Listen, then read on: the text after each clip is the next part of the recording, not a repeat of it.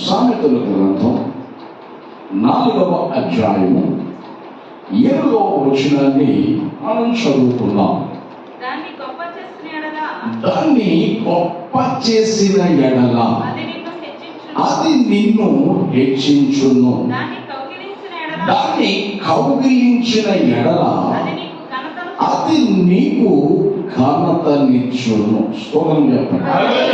దయచేసి నేను పలికే మాటలను అనుసరించి మీరు పలకాలని ప్రేమతో తెలియజేస్తాను. ఓకే, నేను పలుకుతున్నట్టుగా పలకాలి. దాన్ని గొప్ప చేసిన ఎడల అది నిన్ను హెచ్చించును, దాన్ని కౌగిలించిన ఎడల అది నీకు ఘనతను తెచ్చును. దేవుని వాక్యాన్ని ధ్యానించాలి. సామెతల గ్రంథం 4వ అధ్యాయం 8వ వచనంలో రాజైన సొలొమోను, లేవీయులైన సొలొమోను, యాజకుడైన అయిన సొలొమోను దేవునికి చాలా సమీపం ఉన్నప్పుడు, అంటే ఎంత సమీపం అంటే అతడు ప్రార్థన చేస్తే దేవుని మందిరంలోనికి దేవుని మహిమ వచ్చేసిందట. యాజకులు సైతం అక్కడ నిలవలేకపోయారట ఒక రాజు ప్రార్థన చేస్తే. అంతటి ఆత్మీయుడుగా ఉన్నప్పుడు దేవుని జ్ఞానం చేత నింపబడినప్పుడు రాసిన మాటలు ఈ మాటలు. అతడు అంటాడు, దాన్ని గొప్ప చేస్తే అది నిన్ను హెచ్చిస్తుంది, దాన్ని కౌగిలించుకుంటే అది నీకు ఘనత తెస్తుంది. స్తోత్రం చెప్పండి. ఏమిటది అని అంటే వాక్యంలో రాయబడింది, దేవుడు కూడా దాన్ని గొప్ప చేశాడు, మనము కూడా దాన్ని గొప్ప చేయాలి. ఇంతకీ ఏమిటండి అని మీరు నన్ను అడగచ్చు. అదేమిటంటే 138వ కీర్తన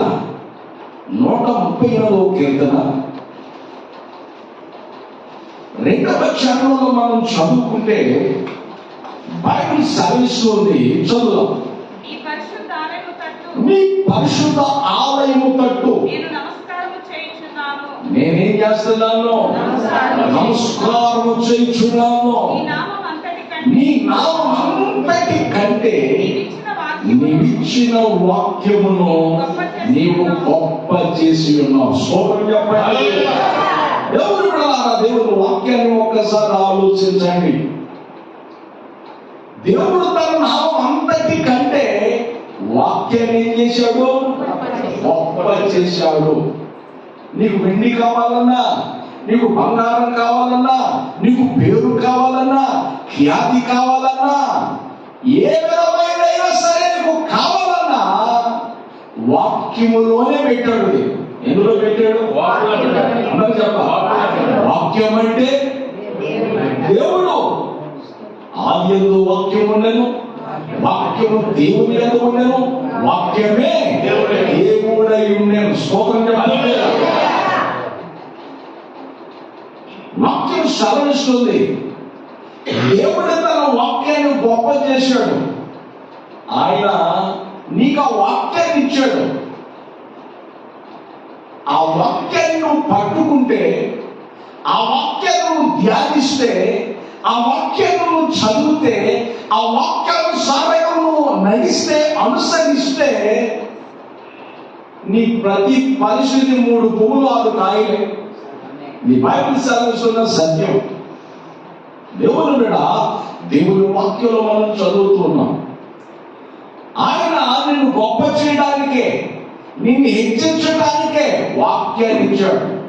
ఇవ్వబడిన వాక్యాన్ని నువ్వేం చేయాలంటే గొప్ప చేయాలి. ఏం చేయాలంటే ఇవ్వబడిన వాక్యాన్ని ఏం చేయాలి? గొప్ప చేయాలి. మనము దేని గొప్పగా చెప్పుకుంటాం, దేని గొప్ప చేస్తాం. ఒక ప్లాట్ కొంటే మరొక ప్లాట్ కొనాలనుకుంటాం. కాస్త బంగారం కొంటే ఇంకో కాస్త బంగారం కొనాలనుకుంటాం. ఒక ఇల్లు కొంటే మరొక ఇల్లు కొనాలనుకుంటాం. ఒక ఎకరం కొంటే ఎకరం కొనాలనుకుంటాం. ఇట్లాగా మనం గొప్పగా ఉండాలి, సమాజంలో మంచి స్థాయి మనం కలిగి ఉండాలి అని మనం అనుకుంటాం.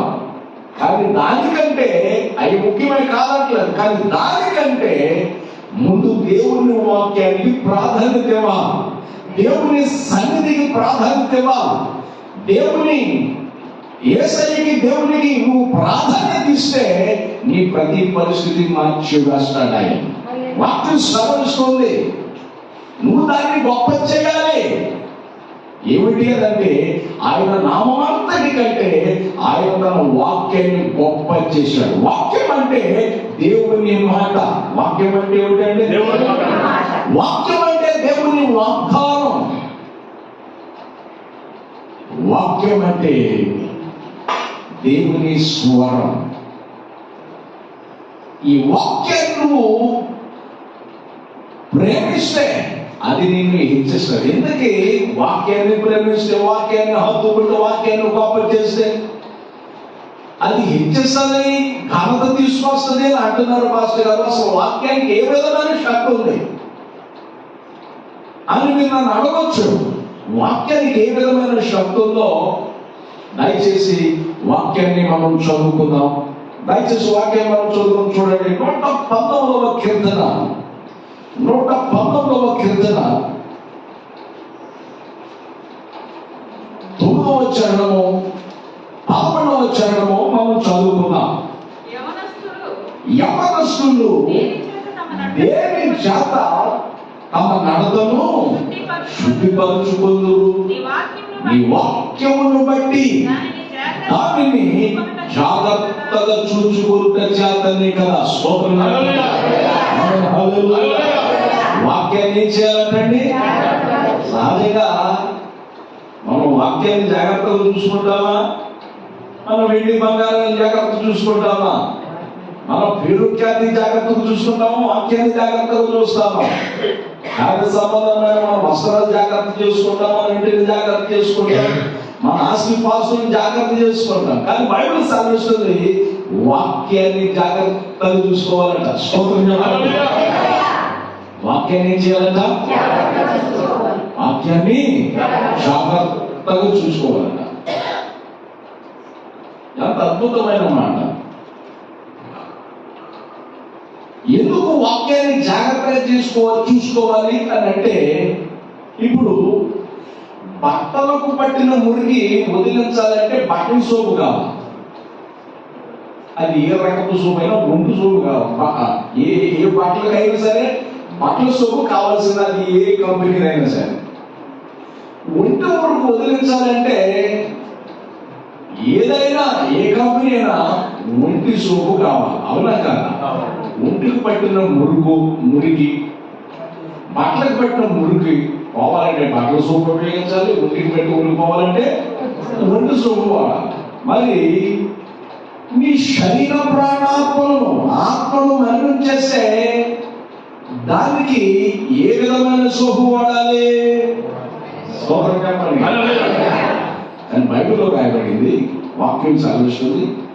దేవుని వాక్యం అంట సకలు వారి సబ్బు లాంటిదట. స్తోత్రం. వాక్యం ఎటువంటిదట? సకలి వారి సబ్బు లాంటిది అని బైబిల్ సెలవిస్తూ ఉంది. బైబిల్లో ఆ వాక్యంలో మనం చదువుకుంటాం. దేవుని బిడ్డ, వాక్యం ఏం చేస్తుందంటే ఆత్మకు పట్టిన మురికి, నువ్వు యవనస్తుడు కావచ్చు, నువ్వు వృద్ధుడు కావచ్చు, నడిప్రాయంలో వాడు కావచ్చు, నీవు స్త్రీవైనా పురుషుడు అయినా, నీ ఆత్మకు పట్టిన కల్మషాన్ని, నీ ఆత్మకు పట్టినటువంటి మలినాన్ని తొలగించగలిగిన శక్తి దేవుని వాక్యానికి ఉంది.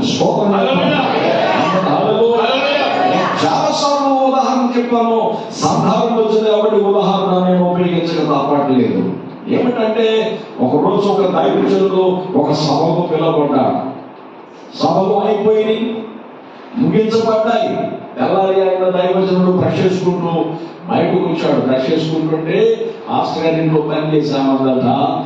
పాస్టర్ గారు రాత్రి 7 పాయింట్లతో బల్లె వాక్యం చెప్పారండి అన్నట్టు. ఎన్ని పాయింట్లు?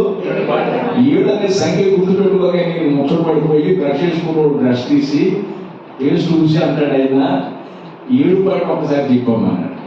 ఆ మందట పాస్ గారు నేను చదువుకున్న దాన్ని కాదు, నాకు గుర్తులేదు అన్నాడు. స్తోత్రం చెప్పండి.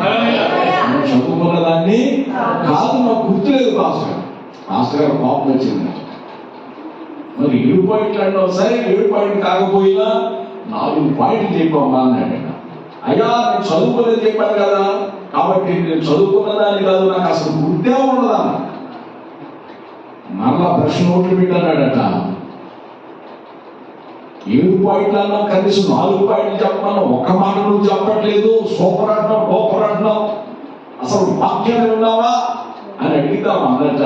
పాస్టర్ గారు, నేను పాస్టర్ గారి ఇంట్లో బట్టలు ఉతుకుతా, అంటులతో ఉంటా, సహీనా పెట్టి అంట్లు ఉతుకుతూ ఉంటే అంట్లు పట్టినటువంటి మురికి ఎట్లా పోతామో, బట్టలకి సబ్బు ఉపయోగించిన బట్టల మురికి ఎట్లా వెళ్ళిపోతాం, మీరు వాక్యం చెబుతుంటే నాలో ఉన్న మురికి ఏదో తొలగిపోయినట్టుగా నాకు అనిపించిందండి అన్నాడు.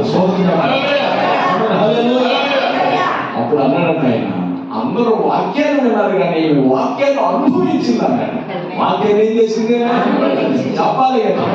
అంటే వాళ్ళందరికంటే ఈమె మంచిగా దేవుని సన్నిధిని అనుభవించింది.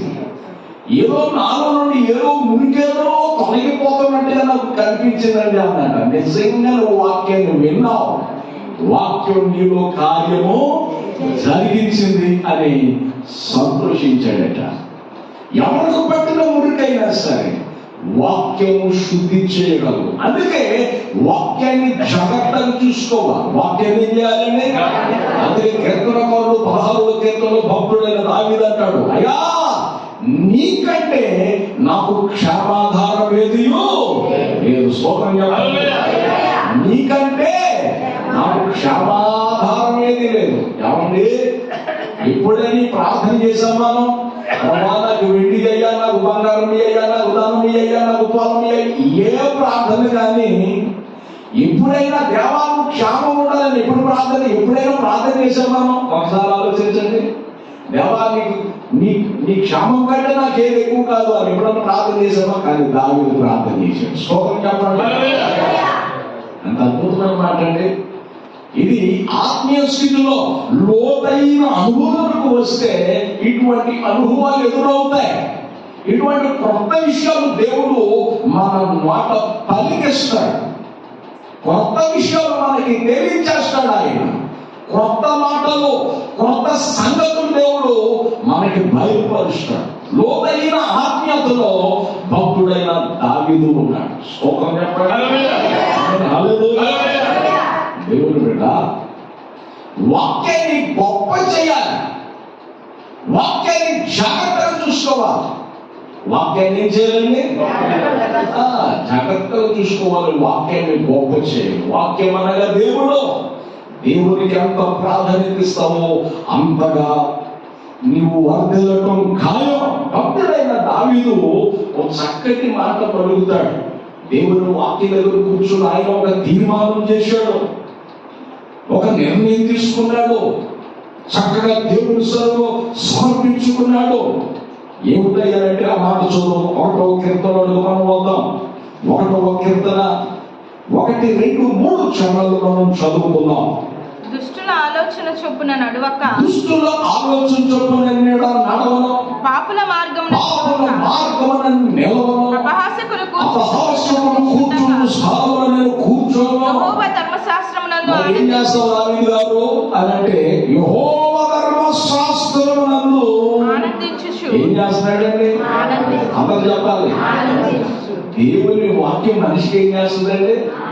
చెప్పాలి కండి. మనకి సహజంగా ఆనందం ఎప్పుడు ఉంటుంది?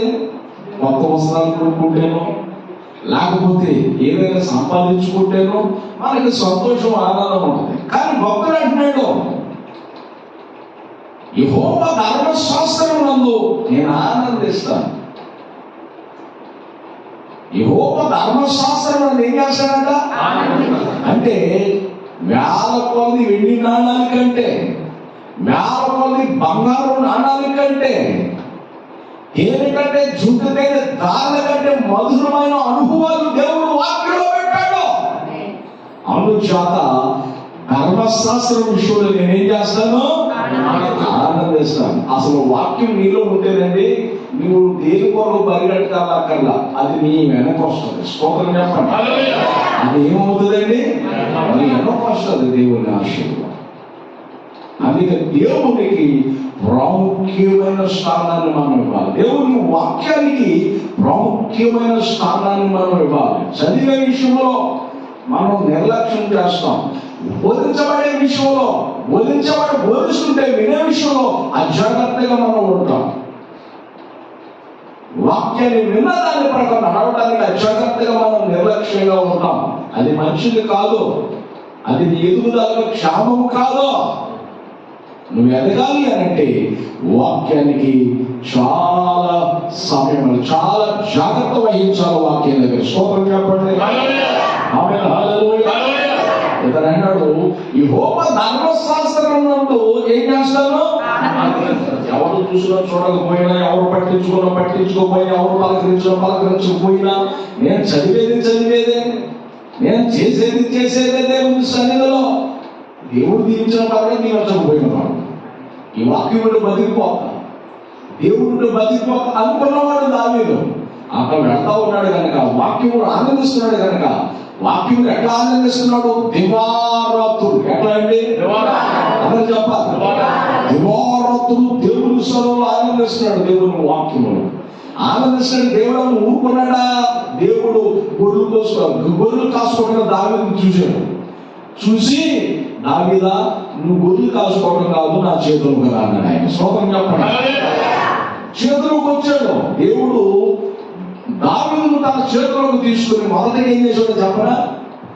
రాజైన సౌలు యొద్ద వాయిద్యాలు వాయించేవాడుగా పెట్టాడు. స్తోత్రం చెప్పండి.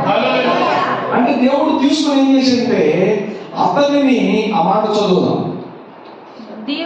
దీవారాత్రము దాన్ని ధ్యానించువాడు ధన్యుడు. అతడు నీటి కాలంలో దేవుడు చేతులకు తీసుకుని ఏం చేశాడు? నీటి కాలంలో యోరను నాటాడు. స్తోత్రం చెప్పండి. నీటి కాలంలో యోరను నాటబడినా చెట్టులాగా చేశాడు. స్తోత్రం చెప్పండి. చేతులకు తీసుకుని అతన్ని నీటి కాలంలో యోరను నాటాడు. నాటగానే దావీదు గొర్రెలు దొడ్లో నుండి తీసుకొచ్చి దేవుడు రాజైన సౌలు దగ్గర వాయిద్యాలు వాయించేవాడుగా మారాడు. అక్కడి నుంచి దేవుడు పెట్టేశాడా? సౌలు గారు ఆయుధాలు మోసేవాడిగా మారిపోయాడు. అక్కడేమో మొదలు పెట్టాడు దేవుడు, సౌలు గారు యుద్ధాలు జరిగించేవాడిగా చేశాడు. స్తోత్రం చెప్పండి. అక్కడేమో మొదలు పెట్టాడు దేవుడు దావీదునే రాజుగా చేశాడు. స్తోత్రం చెప్పండి.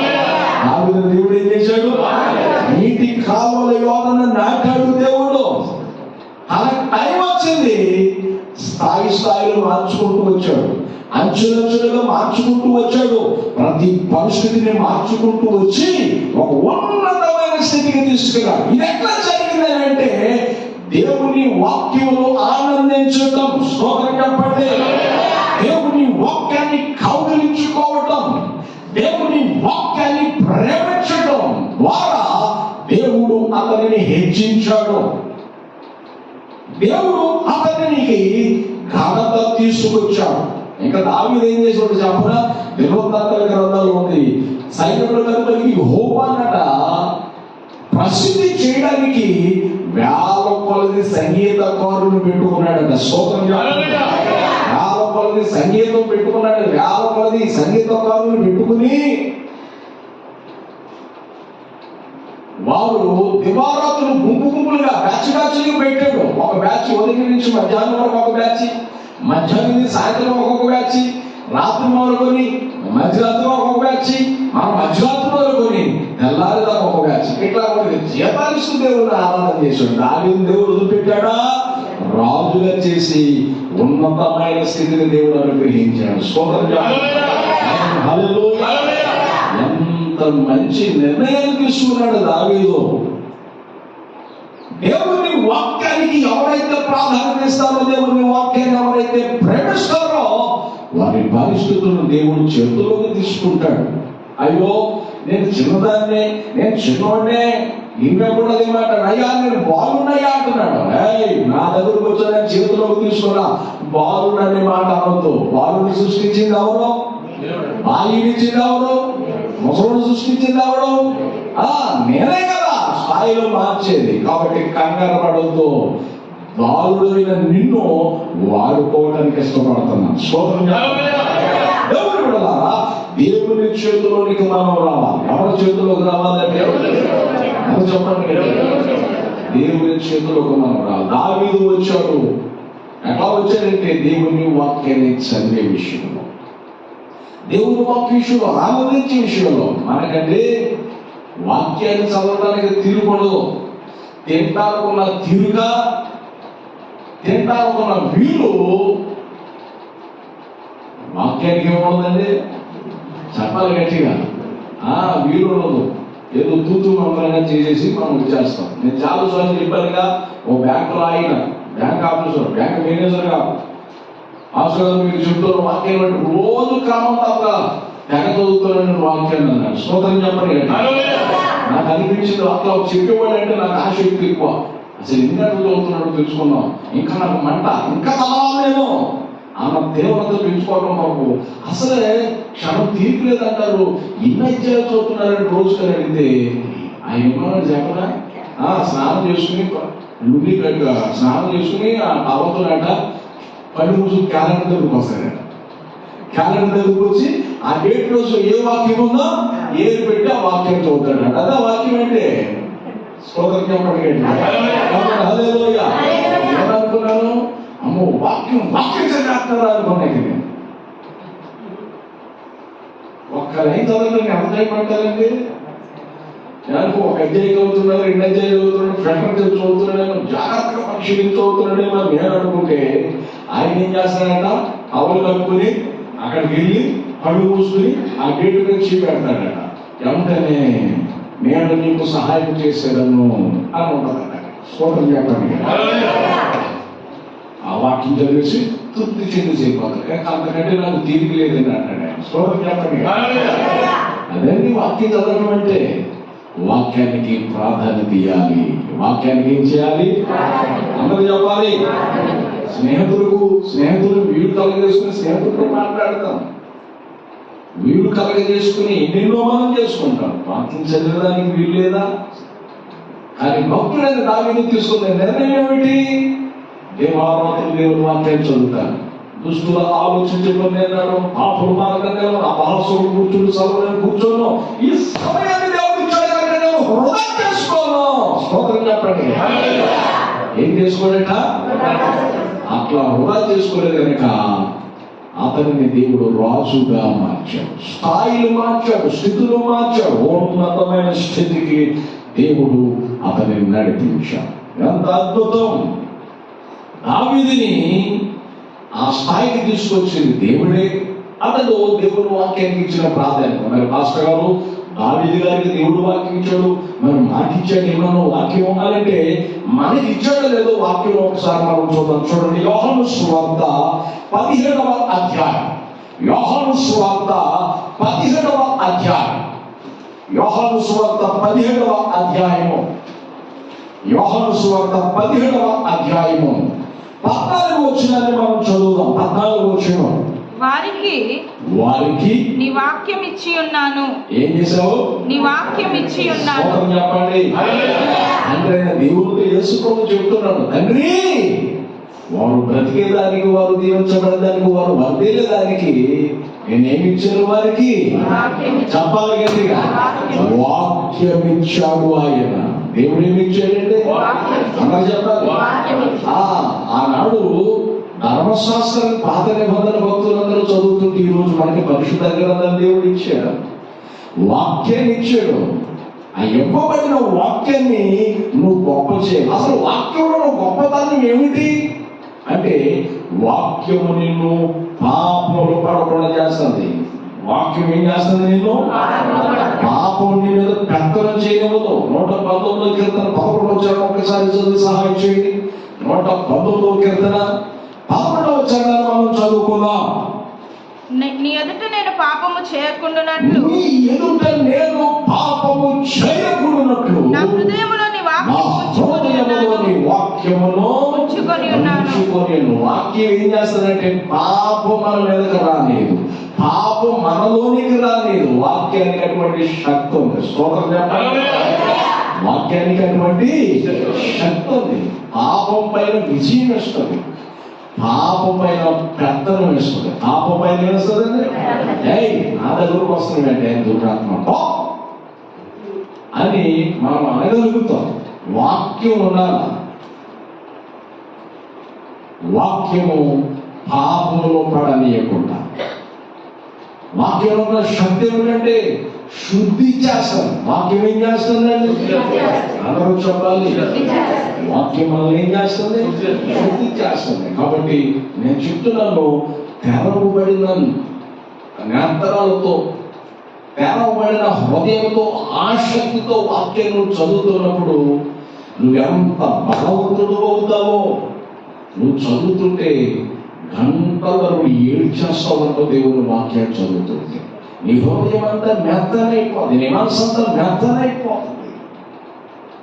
దేవుని వాక్యం ఎటువంటి రాత్రి హృదయాన్నైనా సరే కరిగించగలిగిన శక్తి దేవుని మాటకు, దేవుని వాక్కుకు, దేవుని వాక్యానికి ఉంది అని చెప్పడంలో సంతోషిస్తున్నాము. స్తోత్రం చెప్పండి. హల్లెలూయా. దేవుని బిడ్డలారా, మోషేని పిలిచి దేవుడు ధర్మశాస్త్రాన్ని ఇచ్చాడు. అంటే దేవుని వాక్యం. మోషే చనిపోయేటప్పుడు దేవుడు ఇచ్చిన ధర్మశాస్త్రాన్ని ఇశ్రాయేలీయులందరికీ ఇచ్చాడు. ఇశ్రాయేలీయులందరూ చదువును కంఠస్థం చేసి దేవుడిని మాయపరుస్తున్నారు. హృదయపూర్వక దానికి ప్రాధాన్యత ఇచ్చేటువంటి వాడిని దేవుడు అంతేలా చేస్తూనే ఉన్నాడు. అయితే జరిగిన విషయం ఏంటంటే, మోషే యెహోషువకు దేవుడు వాక్యం ఇచ్చిన ధర్మశాస్త్రం ఇవ్వబడిన ధర్మశాస్త్రంలో దాన్ని ఎంత ఉపయోగించుకున్నాడంటే, దయచేసి ఆ మాట చదువుదాం. చూడండి, యెహోషువ గ్రంథం 8వ అధ్యాయం. యెహోషువ గ్రంథం 8వ అధ్యాయము 35వ వచనాన్ని మనం చదువుకుందాం. యెహోషువ గ్రంథం 8వ అధ్యాయం 35వ వచనం. యెహోషువ సర్వ సమాజము ఎదుట, సంఘము ఎదుట మోషే ఆజ్ఞాపించిన వాటన్నిటిలో చదువక విడిచిన మాట ఒకటియు లేదు. లేదు. స్తోత్రం చెప్పండి. అంటే అంత కంఠస్థం చేసేసాడు, అంత వాక్యానికి ప్రాధాన్యత ఇచ్చాడు. యెహోషువ గ్రంథం 1వ అధ్యాయంలో ఏం రాయబడిందో చెప్పనా? దేవుడు అంటాడు యెహోషువా, ఈ ధర్మశాస్త్రాన్ని చదవటం మానవద్దు, చదివి విషయంలో తప్పిపోవద్దు, దీని నుంచి కుడికి కానీ ఎడమ కానీ తొలగిపోవద్దు, చదువుతూ ఉండు, నీ మార్గాన్ని వందలు చేసుకుంటాం అని దేవుడు చెప్పాడు. తన గురువు గారు కూడా వేశాడు. అందుకే ఇవ్వబడిన ధర్మశాస్త్రాన్ని కంఠస్థం చేసేసాడు. స్తోత్రం చెప్పాలి. ఇవ్వబడిన ధర్మశాస్త్రాన్ని ఏం చేశాడంటే కంఠస్థం చేశాడు. అప్పుడు మోషే అనుకున్న, యెహోషువ అనుకునేవాడు, మోషే అంటే దేవునితో ముఖాముఖిగా మాట్లాడగలిగిన వాడు, దేవుని స్నేహితుడు, దేవుని ఇల్లందులో నమ్మకమైన వాడు, భూమి మీద మిక్కిలి సాత్వికుడు. ఎటువంటి సాక్ష్యాలు ఆయనకున్నాయి మా గురువు గారికి. అందరూ ఆ తరంలో ఉన్నవాడు ఎవరు ఏమన్నా నన్ను గౌరవిస్తారా అని చెప్పి భయపడ్డాడు. అయితే దేవుడు చెప్పిన మాట ప్రకారం ధర్మశాస్త్రాన్ని చదివే విషయంలో, దాన్ని అనుసరించే విషయంలో ముందుకు వెళ్ళిపోతా ఉన్నాడు. కుడికి కానీ ఎడమ కానీ తొలగిపోకుండా, ఒక్క మాట విడిచిపెట్టకుండా చదువుతూ ధ్యానిస్తూ దేవుని మహిమపరుస్తుంటే, దేవుడు ఏం చేశాడు అంటే, దేవుని వాక్యాన్ని ప్రేమించే యెహోషువని ఏం చేశాడు అంటే, ఆ మాట చదువుకున్నాం. యెహోషువ గ్రంథం 3వ అధ్యాయం. యెహోషువ గ్రంథం 3వ అధ్యాయం. యెహోషువ గ్రంథం 3వ అధ్యాయము 7వ వచనాన్ని మనం చదువుకుందాం. అప్పుడు యెహోవా యెహోషువతో ఇట్లా నేను నేను మోషేకు తోడయుండునట్లు నీకును తోడయుందునని ఇశ్రాయేలీయులందరూ ఎరుగుట నేడు వారి కన్నుల ఎదుట నిన్ను గొప్ప చేయ మొదలు పెట్టెదను. స్తోత్రం చెప్పండి. వాక్యానికి ప్రాధాన్యత ఇచ్చినటువంటి వ్యక్తిని ఏం చేస్తున్నాడంటే గొప్ప చేస్తున్నాడు, గణపరుస్తున్నాడు. దేవుడు గణపరచడానికి ఎవడో అర్థం తెలుసండి. దేవుడు ఆశీర్వదించాడనుకో, ఎవ్వరూ ఆశీర్వాదాన్ని దొంగిలించలేరు. స్తోత్రం చెప్పండి. హల్లెలూయా. ఎంత మంచి దేవుడు, ఎంత శక్తి గల దేవుడు మనం ఆరాధించే దేవుడు. అందుకే బైబిల్లో మనం చదువుతాం, యెహోషువ వాక్యానికి ఎంత ప్రాధాన్యత ఇచ్చాడో, యెహోషువ ఇచ్చినట్లుగా దావీదు ఇచ్చినట్లుగా వాక్యానికి నువ్వు ప్రాధాన్యత ఇవ్వగలిగితే దేవుడు పక్షపాతి కాడు. ఆనాడు దావీదును దీవించాడు, ఆ రోజు యెహోషువను దీవించాడు. మమ్మల్ని దీవిస్తాడు అంతటో అనుకుంటున్నావేమో, నీకు కూడా వాక్యం ఇచ్చారని వాక్యంలో రాయబడింది. స్తోత్రం చెప్పండి. వాక్యాన్ని మనం చదువుకున్నాం. ఆ వాక్యాన్ని చదువుతూ ధ్యానిస్తే నీవు దావీదు కంటే, యెహోషువ కంటే బహుగా ఆశీర్వదించబడు. స్తోత్రం చెప్పండి. హల్లెలూయా. బహుగా ఏమవుతావు నీవు? ఆశీర్వదించబడు. వాక్యం అంటే దేవుడు. ఈ దేవుని యొద్దట లేనిది లేదు, ప్రతిదీ ఉంది. బైబిల్లో మనం చదువుకుంటే యాకోబు రాసిన పత్రిక 1వ అధ్యాయం, యాకోబు రాసిన పత్రిక 1వ అధ్యాయము, యాకోబు రాసిన పత్రిక 1వ అధ్యాయం 16-17 వచనాలు మనం చదువుకున్నాం. యాకోబు రాసిన పేజీ నెంబర్ చెప్పండి. 210 పేజీ నెంబర్. యాకోబు రాసిన పత్రిక 1వ అధ్యాయం 16-17 వచనాలు మనం చదువుకున్నాం. నా ప్రియ సహోదరులారా, మోసపోవద్దు. శ్రేష్టమైన ప్రతి ఈవియు, సంపూర్ణమైన ప్రతి వరమును, పరసంబంధమైనదై జ్యోతిర్మయుడగు తండ్రి యొద్ద నుండి వచ్చును. స్తోత్రం చెప్పండి. దేవుని యొద్ద లేని ఆశీర్వాదం లేదు. మోసపోవద్దు, అక్కడిక్కడ పరుగు కట్టొద్దు, మోసపోవద్దు. బైబిల్ సెలవిస్తుంది, ఏదో సాగుతుంది, పరిగెట్టుకుని పాలు తాగి కన్నా నిలబడి నీళ్ళు తాగడం మేలు. స్తోత్రం చెప్పండి.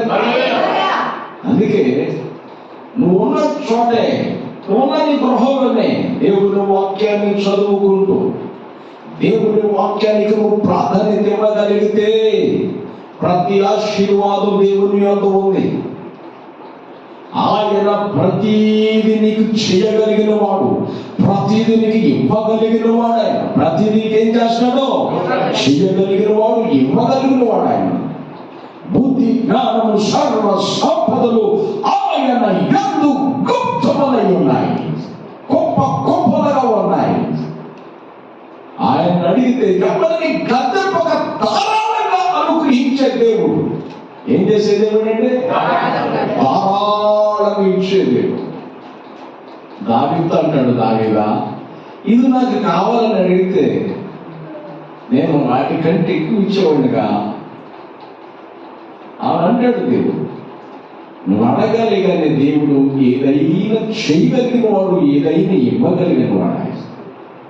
అక్కడికి పోయి ఇక్కడికి పోయి ఇచ్చేసి మోసపోవద్దని బైబిల్ సాధిస్తుంది. నిలబడి దేవుని స్వరం నిర్భరము కలిగి ప్రార్థించు. నీ ప్రతి పరిస్థితిని దేవుడు ఒక్కడ మాత్రమే మార్చగలిగిన వాడు. స్తోత్రం చెప్పాలి. హల్లెలూయా. నీ ప్రతి పరిస్థితిని దేవుడు ఒక్కడే మార్చగలిగిన వాడు. అందుకే దేవునికి నువ్వు ప్రాధాన్యత ఇవ్వాలి, దేవుని వాక్యానికి నువ్వు ప్రాధాన్యత ఇవ్వాలి. ప్రతి ఆశీర్వాదము ఆయన యొద్ద ఉన్నది. ఆయన ఏదైనా నీకు చేయగలిగిన వాడు, ఏదైనా ఇవ్వగలిగిన వాడు. మీకేది ఇష్టమో రాలేదండి, నేను తారాలని ఇష్టం. అందుకే దేవుని సన్నిధి, దేవుని వాక్యాన్ని ప్రేమించు, దేవుని సన్నిధిని ప్రేమించు. నువ్వు ఆరాధించే దేవుని అమితంగా ప్రేమించు. దేవుని కంటే దేనిని ఎక్కువ నువ్వు ప్రేమించదు. సమయలు గ్రంథంలో 1 సమయల గ్రంథంలో 1వ అధ్యాయంలో మనం చదువుకుంటే దైవజనుడు ఏమి తన కుమారులను దేవుని కంటే గొప్ప చేశాడట. ఏం చేశాడట? దేవుని కంటే దేవుని కంటే గొప్ప చేశాడట. అది వాళ్ళు చెడిపోయారండి, భ్రష్టులు అయిపోయారు. వారు ఎవరేమి నేర్చుకోవాలా? దేవుని కంటే దేన్ని ఎక్కువ చేయొద్దు. దేవుని కంటే ఏది ముఖ్యం కాదు. దేవుడు నీకు ఉద్యోగం ఇచ్చాడు అనుకో, దేవుని కంటే ఎక్కువ కాదు. స్తోత్రం చెప్పండి. దేవుడు నీకు మరొక వ్యాపారం ఇచ్చాడు అనుకో, దేవుని కంటే ఎక్కువ కాదు. దేవుని ప్లేస్ మొదటగా దేవుని నీ జీవితంలో దేవునికి మొదటి స్థానం. అప్పుడు దేవుడు నిన్ను ఆశీర్వదించాడు. నా ప్రతి పరిస్థితి తర్వాత దేవుడు అనుకున్నాం అనుకో, నీ పరిస్థితులు నీరు కారిపోయినట్టు అయిపోతాయి. నీ పరిస్థితులు ఏమైపోతాయి? నీరు కారిపోయినట్టు అయిపోతాయి. కాబట్టి దేవుని వాక్యం చాలా ఇష్టం ఉంది. ఇదిగో దాన్ని నువ్వు గొప్ప చేస్తే అది నిన్ను హెచ్చిస్తుంది. ఏముంటదంటే దేవుని వాక్యం, ఆయన నామంతటి కంటే ఆయన ఇచ్చిన వాక్యాన్ని దేవుడు ఏం చేశాడు? గొప్ప చేశాడు. అందుకే ఆ వాక్యాన్ని కౌగిలించుకో, అది నీకు ఘనతనిస్తుంది, అది నిన్ను హెచ్చిస్తుంది. కాబట్టి దేవుని బిడ్డ, దేవుని సన్నిధికి, దేవుని వాక్యానికి మనం ప్రాధాన్యత ఇచ్చి దావీదు వలె, దానియేలు వలె, యెహోషువ వలె మనం వర్ధిల్లుదుము గాక. ఆమేన్ చెప్పండి. దేవుడి మాటలు దీవించును గాక. ఆమేన్.